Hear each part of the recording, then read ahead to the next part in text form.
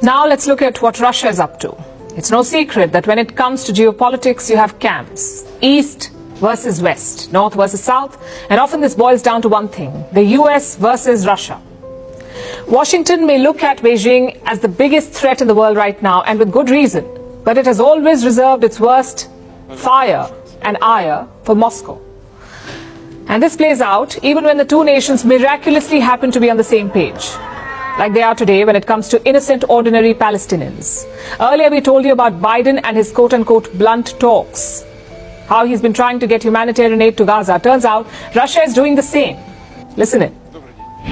According to the order of the President and the government of the Russian Federation, humanitarian aid is being provided to the residents of the Gaza Strip. Aviation of the Russian Emergency Ministry will deliver 27 tons of food products. Humanitarian aid will be handed over to representatives of the Red Crescent Society for delivery to the residents of the Gaza Strip. There is one party to blame for the current mess, and that is Hamas. As we keep saying, Hamas is not Palestine. Both the US and Russia agree on this. Both powers want to protect the innocent Palestinians, but even here, in a rare moment of consensus, they cannot agree on how to do it. So instead of coming together, Washington and Moscow are now fighting it out. Their latest battleground is a graveyard of the diplomatic process, the United Nations Security Council.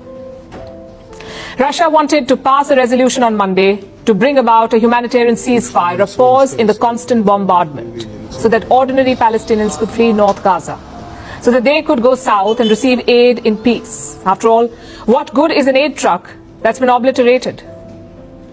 But what happened to this Russian resolution? I'm sure you've guessed it. It got shot down. The Russians had a few choice words to share about that. We believe that today's vote in the Security Council is very demonstrative. It clearly shows who are in favor of a truce to stop indiscriminate bombing and the provision of humanitarian assistance, and who is still in favor of blocking a single common message from the Security Council for purely selfish interests and political interests.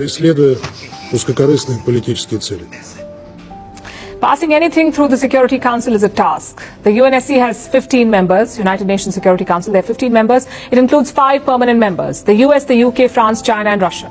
For any resolution to pass, there are several hoops that one must jump. First of all, it needs 9 votes in favor. What happens if no one votes against a resolution? There is no guarantee that it will pass. If you have 8 yes votes and 7 abstentions, your resolution will fail. So you can block something without actually saying no, just abstain. And if you want to get something passed, first get 9 yes votes. That's the first hurdle, 9 yes votes. A hurdle that Russia could not overcome on Monday. Here's what it got: 5 votes in favor, 4 votes against and 6 abstentions. But not getting enough votes is not the biggest hurdle really. It's the veto power. The permanent members have it.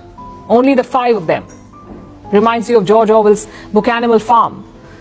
This is one of its famous lines: everyone is equal, but some more equal than others.